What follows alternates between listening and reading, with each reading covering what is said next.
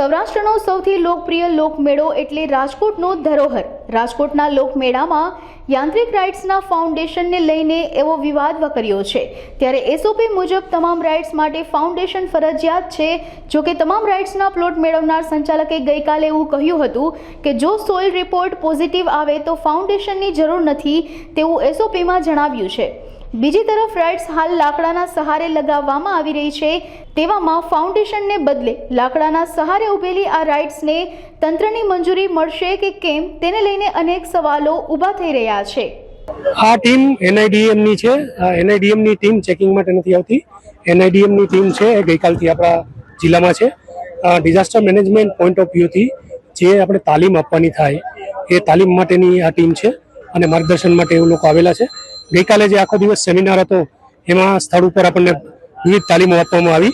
હાલ સ્થળ ઉપરની તપાસ જોઈ અને આપણી જે વ્યવસ્થા છે એને એક એક્ઝામ્પલ તરીકે લઈ અને શું અન્ય કોઈ ફેરફાર જણાતા હોય, જેમ કે સ્ટેમ્પેડ થાય તો કઈ રીતની વ્યવસ્થા છે, અન્ય ફાયરની વ્યવસ્થા કઈ રીતે છે, એ બધું જોવા માટે અત્યારે એનઆઈડીએમના પ્રતિનિધિ શ્રી અહીંયા સાથે આવેલા છે અને એમણે વ્યવસ્થા જોઈ છે અને વ્યવસ્થાની આપણી જે કોરિડોર અને એક્ઝિટ માટેની જે વ્યવસ્થા છે એનું એમણે નિરીક્ષણ કર્યું છે.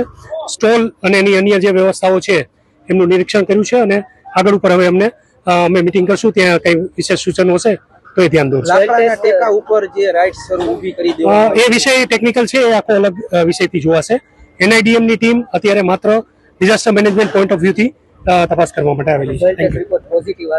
એ મને ખ્યાલ નથી, એટલા માટે એ વિષય મારો નથી એટલે મને ખ્યાલ નથી.